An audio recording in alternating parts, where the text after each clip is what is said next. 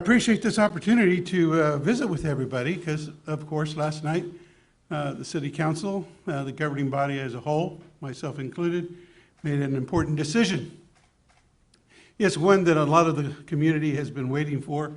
It's one that our interim city manager, Bill Cochran, has also been waiting for. He's worked very hard to help us get to this point. And I want to take a moment to acknowledge that during this time, between the changes between our previous city manager and now our brand new city manager, we needed to have somebody in place that kept the ball rolling, that kept things together, and kept all the initiatives that we have talked about from falling into a crack and kind of being put on hold, because nothing has been put on hold during this time. And it's to the credit of our interim city manager, Bill Cochran, so I want to publicly thank him for that. I think the governing body owes you that thanks as well. But now we move to the next chapter.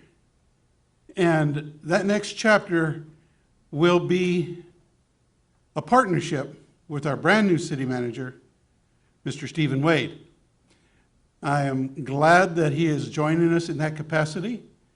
I believe the governing body has been very deliberate and intentional in how we made this process very visible, open to the public, even invited the public to participate in some of the interview panel process. Getting their feedback was very important. To be honest with you, I wasn't surprised by a lot of the feedback because I think they saw in then candidate Stephen Wade the potential for him to serve in the capacity of a city manager in a very effective way that will help us keep moving forward with the city of Topeka. Steve, I have known personally for some time, and it's been kind of a joy for me sitting in the mayor's position to visit and work with friends that I have made over years. And that friendship didn't influence a decision by me. That influence and friendship enhanced what I thought about the candidate. And so along with the others, it was a decision that we're very proud of, that we're very ready to work with Mr. Wade. I have to get used to calling him City Manager Wade. No, you don't. And it's a habit to break. I was doing some of that last night during the council meeting, calling our city attorney the clerk, because that's usually sits in that seat. And right now, this is an opportunity for us to hear from Steve about some of the things that he hopes for the city in his new position, his intentions on how he will help us continue to revitalize, keep moving to the next level as we have all along, and improve the city for everyone in this community. So Steve, congratulations. Welcome as our new city manager. And I'll leave this time for an opportunity for you to speak to us. Thank you, sir, but you're much more better at this than I am. No. So, thank you, and thank you to the governing body for the opportunity. It's a thrill, and it's an honor, and I promise, as I did last night, to work hard and do you proud. To me, anytime you have an internal promotion, it's a team win. It's not about an individual. You get there because of a full team. And so I'm really proud that with this internal promotion, that it's a reflection on the work of our employee base. We have over 1,000 people that are plugging hard to serve our citizens. And to me, this is a reflection of that effort. So I greatly appreciate it. One of the things that I guess having had the opportunity to be in the finance position and in the budget position is you get a chance to touch all parts of the city. And so you start to understand a little bit of what's going on. You build relationships, both inside the building as well as outside. And to me, that is so critical in this job. is the relationships. And so I'm very thankful to have had a little bit of a head start, and I know there's a ton of work to do. There's a lot of folks in this room that I owe a great deal of a debt of gratitude to.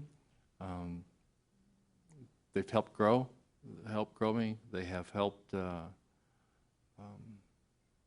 present ideas. They've been great sounding boards. And so I'm looking forward to rolling up my sleeves and working with this team. We did some sounding boards back in February and March with the community as part of our budget process. And consistently, what we heard from the community was the need for more affordable housing. We heard the need for economic development. We heard the need for attention to mental health, and especially attention to diversity, equity, and inclusion. And so, Mr. Mayor, when you ask about priorities, those are critical. I think those are things that I hear from the governing body and things that I hear from the community. And so it's, I guess, it's my intention that those are early areas of focus. We'll develop some key plans with the staff, with my teammates, and we'll start rolling. Thank you, Steve. This morning, we won't probably go into a whole lot of detail like we ordinarily would on a press conference and speak about particular projects. I do want to note that yesterday I was able, along with Mr. Cochran, to attend the Topeka Public School Foundation presentation and awards to Jim and Ethel Edwards for all their work and volunteer work with the foundation. And listening to Dr. Anderson during that presentation, it really gave me a good feeling about where the city of Topeka is going, and really a closer relationship with the school district in achieving the same common goals. They talked about the increase in graduation rates at all of our schools. I mean, that's fundamental to a community to grow and thrive.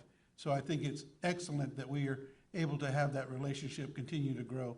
They also highlighted, as you mentioned, at one point that they had at least about 600 identified students who self-identified themselves as homeless enrolled in our school system, and that's unacceptable. But they were able to report that now it's less, I think, than 300, which is fantastic, but still 300 more than we need to have. So there's a lot to be done.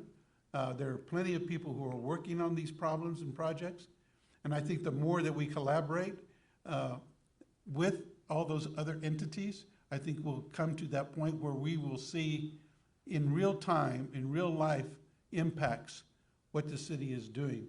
I want to note that tonight, Chief Wheelis, I think, is your first public event for input from the public. That's something that was discussed during the Police Community Relations Commission committee meetings, and one of the recommendations were to get not just public input, but public participation, because participation means work. That means you don't just talk about it, you actively get up off the couch and go do something about it.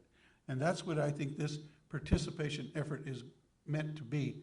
And for the chance for the public, in my lifetime with the city of Topeka and the police department, to have direct input into what the training agenda could be for the police department is a big, big step in the right direction. And I applaud you, Chief, for accepting that recommendation and taking action on it and not waiting for someone to ask you to take action on it. That speaks well of your leadership. So I also think that the fire department is stepping forward and doing different things that I think that maybe have been out of their comfort zone in the past. And I applaud both chiefs for collaborating together, because I think that's important. Those are essential services, and those essential services must be in coordination and talking to each other on a regular basis. So have a unified effort, I think, is important for the city to recognize that the public servants of the city of Topeka are doing their best job. And with the new city manager at the helm, I am sure there'll be plenty of opportunities and conversations for us to talk about the strategic plans that we know have to be in place so that we can go in the right direction and not get sidelined by different distractions. Because that's our end goal, is to make this community grow in population, in economic wealth, educational opportunities, mental health opportunities, and to include everyone at every aspect of our planning at the table so that it's an equitable distribution of success and enjoyment. So we'll stand for any questions, or sit for any questions, as it were, from anybody in the audience. Mayor, a lot of people would say it's best to bring somebody new in, fresh new ideas, not somebody who's been here forever, be the same old, same old. What do you say to those people? Well, I would say that that's one perspective. There's something to be said for experience as well. And that experience varies across the board. So when you get a group of candidates, and I think we had, what was it, Bill, remind me, a little over 40 candidates, you look at that and you can see even in those applicants, the experience level is at different degrees. And each of those candidates brings a different perspective. Mm-hmm.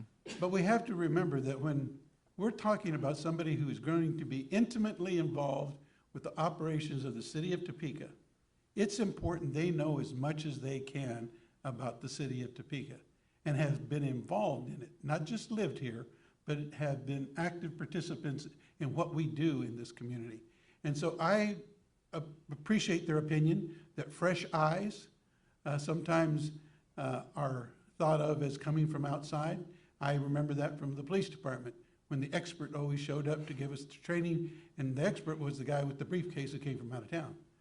But a lot of the learning that took place, the significant learning, were from people who had served this community for years and knew what this community was about, and were able to see what the community needs from a very personal view. And I think that's what an internal candidate brings to us. We've talked about growing our own, and I think that's still important. I mentioned both the police and fire departments. I think it's important that we grow our successors so that we know that when we have the opportunity to bring in new talent in new roles, that we have talent and the expertise here in the city of Topeka that really can hit the ground running and not have to spend a lot of time researching about Topeka, finding out about Topeka, and trying to meet those people in Topeka that have been here for years. This person and any person in a position of responsibility to the community has to really have that in-depth understanding of who we are. So I would say to them, keep your opinions, you're entitled to them, but there's an opposite opinion, and I think that opinion will bear us out in what we have done in selecting Mr. Wade for our city manager. City Manager, you've been in Topeka for a number of years. What, in your opinion, does the city of Topeka do well, and what are some areas of improvement you're looking to take under your management? You know, I think the thing that I appreciate most about Topeka is the people.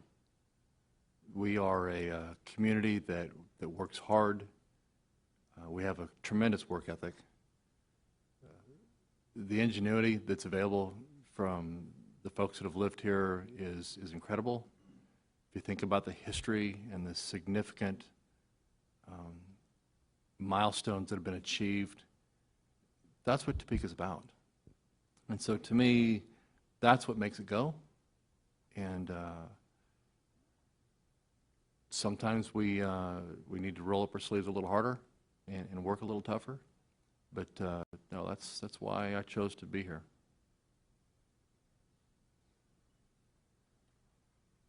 Further questions? So I know we're not getting into the specifics on projects, but what are some that you're looking forward to taking under your management in the next couple of months or a year? You know, I think if you go back to the priorities we were talking about earlier, those are key, and really, I think you have to be careful, as the mayor said, to not get distracted and chase the shiny penny. Those are critical areas for the city, and they've been identified by the governing body. They've been identified by the citizens. They've been identified by my teammates. And so that's what we need to chase. If I could speak a little bit to that, if I may. Earlier, I made the comments about how we've continued to move forward during this time of transition. We've been very busy as a body, and as we have received a lot more attention from developers for the city of Topeka, more so than I can remember in recent years. And that opportunity for us is growing and continues to grow. And that's going to fill your plate, believe me, very quickly. Because to wait and see what will happen means that we'll be the last city in line to see something happen. And we're not doing that. And we haven't been doing that during this transition period. And some of the projects that have been reported off and on during the news about South Topeka Boulevard and that Bring Back the Boulevard and other efforts, we see demolitions going on around the city, on the east side of town as well. There are other conversations about the interstate. You know, there are a lot of things that are moving already, and those things will continue to need to be moved.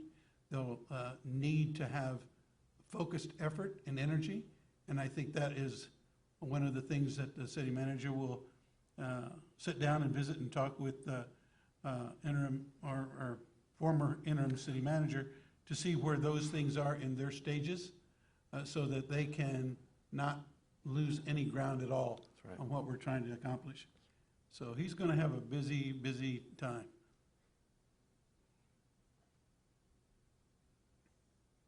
Further questions? None?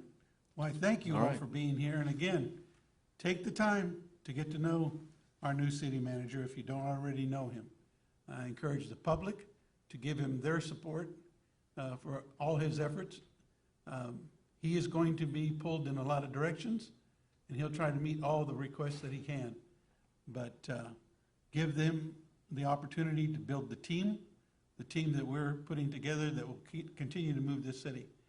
And I think we have a very bright future right now. And I appreciate your attendance this morning. Thank you very much. Thank you.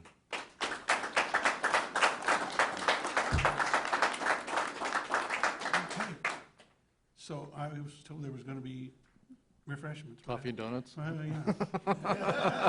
I was lured here falsely. First order of business. Yes, sir. We'll make sure we have